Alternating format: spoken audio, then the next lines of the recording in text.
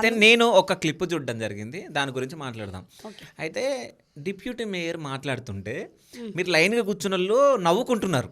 అవును. వెనకాల కూర్చున్నారు మీరు. ఆ వీడియో మీరు చూసిరో లేదో నేను చూసిన. ఆ! సో, ఆమె మాట్లాడుతుంటే మీరు అందరూ వెనకాల నవ్వుకుంటా కూర్చుంటారు. ఇంకొకటి పీజీఆర్ గారి కూతురు కూడా దానికి కాంగ్రెస్‌లోకి దానికి వెళ్ళడం ఆన్సర్ ఇవ్వాలి జరిగింది. కదా! ఆ! దానికి ఆన్సర్ ఇవ్వాలి కదా నేను. ఆ! ఇచ్చినాక మీరు అడగండి సరే నన్ను. ఇయ్యండి. ఆ! ఎందుకు నవ్విరు? అవునండి. అది ఒక విచిత్రం అండి. ఇగో మీరంటే మా ఏరియాకి రండి. మేము బస్సులలో తిరుగుతున్నాం. హ్మ్. ఆమె ఏం ఆ వర్డ్ చెప్పిందంటే, నాకు ఏరియా చేంజ్ చేసిర్రు, వెనకకేసిర్రు. నాకు ముంగట మా ఏరియా వాళ్ళందరూ బాధపడుతుర్రు. ఎందుకు బాధపడతారు? మీరు ఏ రోజన్నా ఏరియాలో తిరిగిర్రా? మీరు ఒక డిప్యూటీ మేయర్. మేయర్ అన్నప్పుడు ప్రతి ఒక్క గల్లీకి తిరగాల, ప్రతి ఒక్క ఏరియాకి తిరగాల, ప్రతి ఒక్క వరద బాధితులలో మా మా పీరియడ్‌లో ఎట్లా మేము చేసినామో, అట్లా మీరు రైట్స్ ఉన్నాయి మీకు డిప్యూటీ మేయర్ కాబట్టి. మరి హ్మ్. స్లమ్‌లలో గానీ, ఎక్కడ గానీ మీరు ఎందుకు రాలేదు? నేనేమంటున్నానంటే వాళ్ళ ఓటర్స్ బాధపడ్డారంటే నాకు మేమిద్దరమే నవ్వుకుంటున్నాం. ఎందుకంటే ఆమె కూడా ఒక ఎవరెవరు కాంగ్రెసే. నవ్వుకున్నారు మీరు? అవును. నవ్వుకున్నాం మేము. ఆ! కరెక్టే. విజయరెడ్డి, నేను అందరం ఆ! నవ్వుకుంటున్నాము. ఫస్ట్ ఆఫ్ ఆల్ పక్కకు కూర్చున్న మా పద్మరావున కూడా నవ్వొస్తుంది. ఈ మహాతల్లి ఎప్పుడు మా ఏరియాలో తిరిగింది? ఏం చేసిందని బాధపడతారు పబ్లిక్?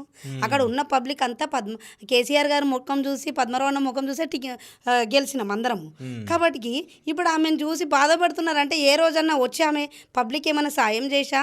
ఏమైనా బస్సులో పోయి ఏమైనా చేశా? ఎవరికైనా ప్రాబ్లమ్ ఉందంటే ఏమైనా ఇది చేశా?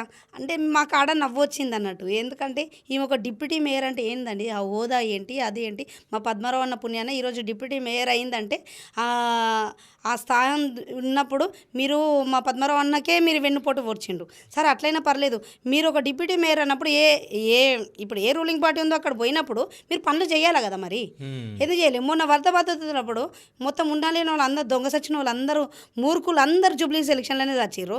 మళ్ళీ అదేదో ఏరియాలలో తిరగాలి కదా! వరద బాధితులు వస్తే కేసీఆర్ గారు వచ్చి 10,000 ఇస్తారన్నారు. 10,000 గురించి ఎంత ఎదురు చూసిర్రు. అంటే ఈ టైంలో మా ప్రభుత్వం లేదు కాబట్టి అందరూ తిట్టుకున్నారు వాళ్ళు. అంటే ఈమె ఒక డిప్యూటీ మేయర్ అయ్యి ఉండి చెప్పాలి.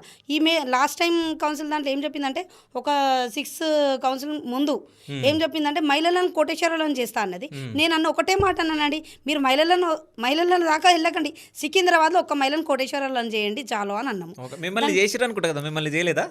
నన్ను చేసింది నన్ను. నన్ను కోటీశ్వరరాలు అయ్యిర్రా లేదా? శ్రీలత గారే చేసిర్రు నన్ను. కోటేశ్వరాలను చేస్తే ఇప్పుడే అంతా దాపెట్టేసి వచ్చినాం అన్నట్టు.